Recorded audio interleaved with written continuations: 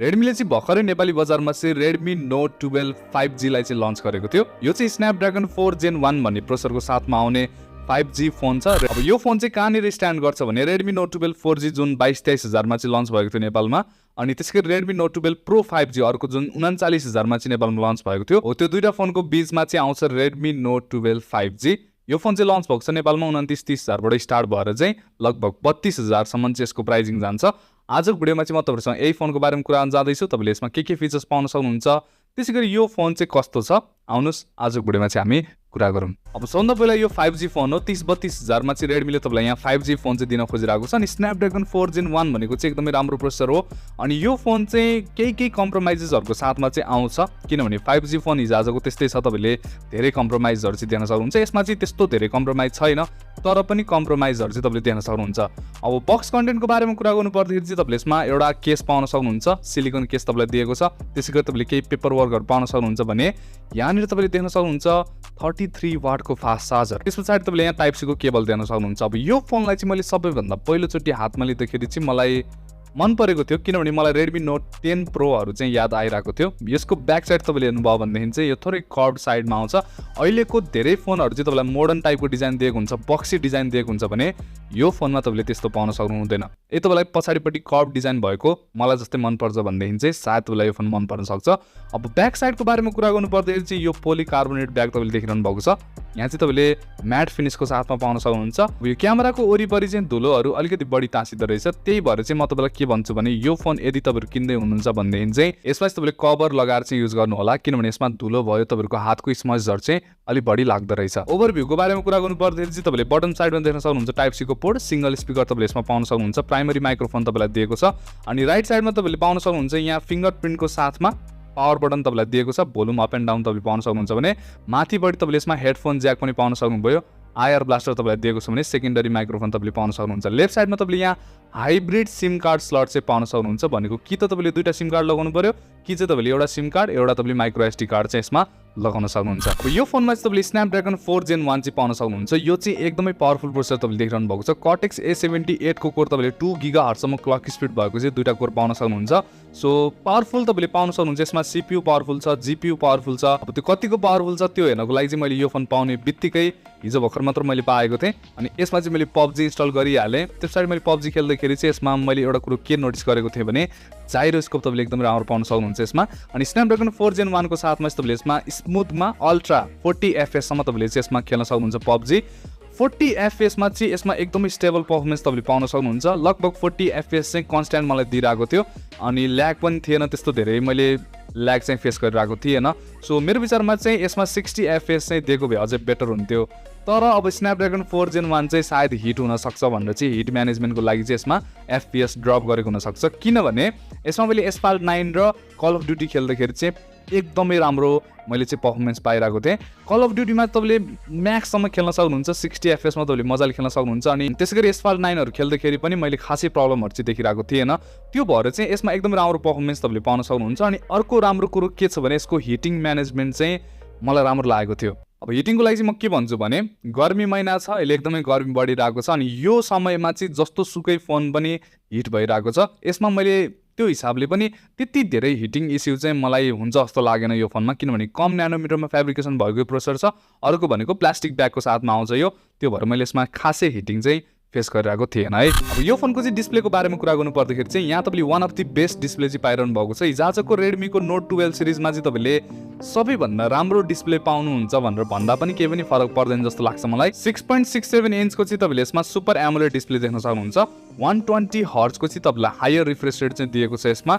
अनि त्यसैगरी अर्को भनेको चाहिँ तपाईले 1200 निट्सको चाहिँ यसमा ब्राइटनेस देख्न सक्नुहुन्छ। भनेको तपाईलाई इन्डोर भयो आउटडोर भयो जताततै युज गर्नको लागि पनि केही पनि प्रब्लम छैन, एकदमै राम्रो ब्राइटेस्ट तपाईले डिस्प्ले देखिरहनु भएको छ। 100% DC IP3 को साथमा आउँछ यो। ब्लू लाइट प्रोटेक्सन पनि तपाईलाई दिएको छ। सनलाइट मोडको साथमा आउँछ, रिडिङ मोडको साथमा आउँछ। धेरै फिचर्सहरु चाहिँ तपाईले यो डिस्प्लेमा देख्न सक्नुहुन्छ। अलिकति तपाईले Redmi Note 12 Pro 5G हरुको जस्तो चाहिँ तपाईले यसमा Dolby Vision त्यसैगरी HDR10 को डिस्प्ले चाहिँ देखिरहनु भएको छैन। बाकी तपाईले यो डिस्प्ले चाहिँ एकदमै स्मुथ पाउन सक्नुहुन्छ। तपाईलाई रेस्पोन्सिभ डिस्प्ले दिएको छ। कलर कन्ट्रास्ट रेशियोहरु पनि तपाईलाई भ्युइङ एंगल्सहरु पनि एकदमै राम्रो दिएको छ, जसले गर्दाखेरि चाहिँ तपाईलाई मुभी हेर्न भयो, भिडियोहरु हेर्न भयो, कन्टेन्ट कन्ज्युम गर्नको लागि चाहिँ यो display one of the best तपाईँले पाइरहनु भएको छ है। अनि अर्को कुरो चाहिँ यो फोन एकदमै स्लिमेस्ट फोन एभर भनेर चाहिँ रेडमीले भनेको छ। 7.9 mm को तपाईँले थिकनेस पाउन सक्नुहुन्छ, जसले गर्दाखेरि चाहिँ यसको साइडको एजेसहरू चाहिँ तपाईँलाई एकदमै पातलो फिल हुन्छ अनि यो फोन चाहिँ एकदमै हल्का पनि छ। हातमा लिँदाखेरि चाहिँ तपाईँलाई त्यस्तो हेभी फिल चाहिँ हुँदैन। अब 3टा कलरको साथमा यो फोन तपाईँले देख्न सक्नुहुन्छ। एउटा ग्रीन कलर छ, ब्ल्याक कलर छ, अर्को तपाईँले ब्लू कलर पाउन सक्नुहुन्छ। अब क्यामेराको बारेमा कुरा गर्नु पर्दाखेरि चाहिँ 48 मेगापिक्सलको तपाईँले यसमा प्राइमरी सेन्सर पाउन सक्नुहुन्छ। 8 मेगापिक्सल तपाईँलाई चाहिँ अर्को अल्ट्रा वाइड एङ्गल लेन्स दिएको छ। 2 मेगापिक्सलको चाहिँ तपाईँले अर्को यहाँ डेप्थ सेन्सर पाउन सक्नुहुन्छ। प्राइमरी सेन्सरको बारेमा कुरा गर्नु पर्दाखेरि चाहिँ फोटोहरू एकदमै राम्रो तपाईँले देख्न सक्नुहुन्छ। अलिकति डाइनामिक रेन्जमा चाहिँ मलाई के लाग्यो भने यसको स्याडोज पार्टमा चाहिँ थोरै डिटेल्स चाहिँ मिसिङ हो कि जस्तो लाग्यो मलाई। बाँकी हाइलाइट पनि थोरै अझै अलि मिसिङ जस्तो लाग्यो मलाई। त्यही भएर डाइनामिक रेन्ज चाहिँ यसमा त्यस्तो धेरै राम्रो छैन। अब यो चाहिँ मेरो फुल रिभ्यू होइन, फर्स्ट इम्प्रेसन मात्र हो यो फोनलाई लिएर। तर पनि मैले 2-4वटा सर्ट्सहरू हेर्दाखेरि चाहिँ यसमा डिटेल्स थोरै कमी लागेको थियो मलाई। बाँकी तपाईँले 48 मेगापिक्सलमा चाहिँ यसमा सर्टहरू लिनुभयो भनेदेखि चाहिँ अझै डिटेल्स पाउन सक्नुहुन्छ। अनि नर्मल्ली तपाईँले खिच्दाखेरि चाहिँ यसमा तपाईँले राम्रै फोटोहरू चाहिँ लिन सक्नुहुन्छ है। अनि अर्को भनेको चाहिँ यसको वाइड एङ्गलको सर्टहरूमा चाहिँ थोरै कलर फेडेड हो कि जस्तो लाग्यो मलाई। डिटेल्सहरू त्यहाँ पनि मिसिङ छ। सेल्फी क्यामेराको बारेमा कुरा गर्नु पर्दाखेरि चाहिँ यहाँनिर चाहिँ म थोरै इम्प्रेस भएको थिएँ। यसको सेल्फी क्यामेराको फोटोहरू चाहिँ एकदमै राम्रो आएको थियो। पोर्ट्रेट मोडमा पनि तपाईँले यहाँ हेर्न सक्नुहुन्छ। एज डिटेक्सन चाहिँ तपाईँलाई ठिकठाक दिएको छ अनि कलर्सहरू चाहिँ सेल्फी क्यामेराले एकदमै राम्रो प्रोड्युस गरिरहेको छ। अब भिडियोको बारेमा कुरा गर्नु पर्दाखेरि चाहिँ यहाँ तपाईँले भिडियो स्याम्पल चाहिँ हेर्न सक्नुहुन्छ। ओके, यो भिडियो रेकर्ड भइरहेको छ Redmi Note 12 5G बाट। यसमा चाहिँ तपाईँले ब्याक क्यामेराबाट चाहिँ अल्ट्रा वाइड एङ्गल लेन्स भयो, प्राइमरी भयो, सबैतिरबाट तपाईँले 1080p 30 fps मा भिडियो लिन सक्नुहुन्छ। त्योभन्दा माथि चाहिँ यसमा छैन। अनि यहाँ तपाईँले स्टेबलाइजेसन्सहरू चाहिँ हेर्न सक्नुहुन्छ। डाइनामिक रेन्जहरू पनि तपाईँले यहाँ हेर्नु होला। मैले यहाँ हेर्दाखेरि चाहिँ स्टेबलाइजेसन मलाई ठिकै लागेको छ। यसमा तपाईँले EIS पाउन सक्नुहुन्छ। सो कस्तो लाग्यो तपाईँलाई भिडियो क्वालिटी त्यो चाहिँ मलाई तपाईँले भन्नु होला। अनि यो चाहिँ मैले अल्ट्रा वाइड एङ्गल लेन्सबाट चाहिँ खिचिरहेको छु। सो यस्तो खालको तपाईँले भिडियो लिन सक्नुहुन्छ। यदि तपाईँहरू चाहिँ भ्लगिङहरू गर्न चाहनुहुन्छ भनेदेखि चाहिँ। So this is the sample. अब सफ्टवेयरको बारेमा कुरा गर्नु पर्दाखेरि चाहिँ यो फोन आउँछ एन्ड्रोइड 13 को साथमा। त्यसै गरी MIUI 14.0.3 तपाईँले पाउन सक्नुहुन्छ। अब यो फोन चाहिँ आउट अफ द बक्स धेरै ब्लटवेयरहरूको साथमा आउँछ। अनि अर्को भनेको चाहिँ MIUI 14 चाहिँ एकदमै अलि अप्टिमाइज बढी भएको हो कि जस्तो लागेको थियो मलाई। किनभने Redmi Note 12 Pro 5G use गर्दाखेरि पनि एकदमै राम्रो लागेको थियो मलाई। सफ्टवेयर अप्टिमाइज छ, राम्रो स्मुथ तपाईँले पाउन सक्नुहुन्छ। यसमा पनि त्यस्तै तपाईँले पाउन सक्नुहुन्छ। एनिमेसनहरू तपाईँलाई एकदमै राम्रो धेरै दिएको छ। MIUI धेरै कस्टमाइजेबल फिचर्सको साथमा आउँछ। बाँकी तपाईँले यसमा 5000 mAh को ब्याट्रीको साथमा यो फोन आउँछ। 33 वाटको तपाईँले फास्ट चार्जर बक्समा देख्न सक्नुहुन्छ। सो ब्याट्री ब्याकअप चाहिँ यसमा मैले त्यस्तो राम्रोसँग टेस्ट गर्न पाएको छैन, किनभने धेरै दिन भएको छैन मैले यसलाई युज गरेको। त्यो भएर जहाँसम्म मैले अहिले युज गरेको छु ब्याट्री ब्याकअप मलाई डिसेन्ट लागेको छ। त्यस्तो धेरै राम्रो पनि होइन, त्यस्तो धेरै नराम्रो पनि होइन, ठिक्क खालको तपाईँले ब्याट्री ब्याकअप चाहिँ यसमा देख्न सक्नुहुन्छ। बाँकी यो फोन आउँछ IP53 को साथमा, भनेको हल्का फुल्का स्प्ल्यास प्रुफ पनि भइदिन्छ। ब्लुटुथ 5.1 को साथमा आउँछ। यो डुअल ब्यान्ड वाइफाई दुइटै सपोर्ट गर्ने तपाईँले यसमा पाउन सक्नुहुन्छ। अर्को भनेको 2टा सिम कार्ड तपाईँले 5G को लगाउन सक्नुहुन्छ। त्यसैगरी यो फोनमा तपाईँले थर्मल कुलिङको लागि चाहिँ डुअल ग्राफाइट सिट दिएको छ, जसले गर्दाखेरि चाहिँ यो फोनलाई कुल राख्नको लागि चाहिँ थोरै हेल्प गर्नेछ। अनि बाँकी भनेको चाहिँ अर्को तपाईँले एम्बियन्ट लाइट सेन्सर पाउन सक्नुहुन्छ। जाइरोस्कोप, प्रोक्सिमिटी सबै सेन्सर तपाईँलाई दिएको छ। बाँकी आयर ब्लास्टर भयो, त्यसगरी साइड माउन्टेड फिङ्गरप्रिन्ट सेन्सर तपाईँले पाउन सक्नुहुन्छ। अनि फिङ्गरप्रिन्ट सेन्सरको बारेमा चाहिँ मैले भिडियोमा त्यति कुरा गरिरहेको हुँदैन, किनभने यो चाहिँ धेरै पुरानो टेक्नोलोजी हो। अनि अहिलेको फोनहरूमा चाहिँ फिङ्गरप्रिन्ट सेन्सर चाहिँ त्यस्तो कुरा गर्नुपर्छ जस्तो मलाई लाग्दैन।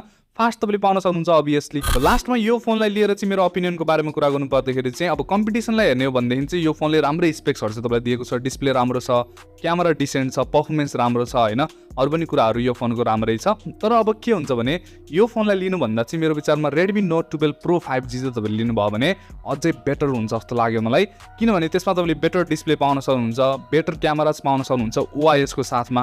अर्को भनेको 67 वाटको तपाईँले फास्ट चार्जर देख्न सक्नुहुन्छ, ग्लास ब्याक देख्न सक्नुहुन्छ, डुअल स्पिकर देख्न सक्नुहुन्छ। सो मेरो विचारमा चाहिँ यो फोन चाहिँ Redmi Note 12 4G र Redmi Note 12 Pro 5G को बिचमा चाहिँ अलिकति फेडेड भएर चाहिँ बस्छ जस्तो लाग्यो मलाई। अब त्यो चाहिँ किनभने Redmi चाहिँ कस्तो कम्पनी हो भने तपाईँलाई जुन प्राइसमा चाहिँ फोनहरू लन्च गर्छ नि त्यो प्राइसमा चाहिँ एकदमै एउटा न एउटा फिचर्स चाहिँ एकदमै किलर दिएको हुन्छ। जस्तै यसमा तपाईँले डिस्प्ले किलर पाउन सक्नुहुन्छ, पर्फर्मेन्स पनि किलर पाउन सक्नुहुन्छ। हो त्यसरी चाहिँ तपाईँलाई लन्च गरेको हुन्छ। तर पनि यो फोन चाहिँ Redmi Note 12 4G को नि त्यस्तो ठुलो इम्प्रुभमेन्ट चाहिँ देखिँदैन। अर्को भनेको Redmi Note 12 Pro 5G चाहिँ यो फोनभन्दा धेरै बेटर देखिन्छ। त्यो भएर यो चाहिँ बिचमा अलिकति कता कता हराएको जस्तो चाहिँ लाग्यो मलाई। यो फोन लिनुभन्दा चाहिँ Redmi Note 12 Pro 5G मा चाहिँ तपाईँले धेरै बेटर चाहिँ फिचर्सहरू पाउन सक्नुहुन्छ अनि वर्थ हुन्छ जस्तो लाग्यो मलाई। अलिकति थपेर बरु त्यो फोन लिनुभयो भने। मेरो ओपिनियन चाहिँ यही छ यो फोनलाई लिएर। बाँकी तपाईँलाई के लाग्यो यो फोनको बारेमा त्यो चाहिँ मलाई तपाईँले कमेन्ट सेक्सनमा भन्न सक्नुहुन्छ। यहाँनिर आजको भिडियो सकिन जान्छ। तपाईँलाई चाहिँ यो भिडियो मन परेको छ भने यो भिडियोलाई चाहिँ लाइक गर्न सक्नुहुन्छ नि। यदि तपाईँले चाहिँ हाम्रो च्यानल नयाँ छ च्यानल सब्सक्राइब पनि गर्न सक्नुहुन्छ, किनभने म चाहिँ यस्तै इन्ट्रेस्टिङ भिडियोहरू चाहिँ ल्याउने गर्दछु। अर्को भिडियोमा भेट्नेछु, त्यसैसम्मको लागि गुड बाई।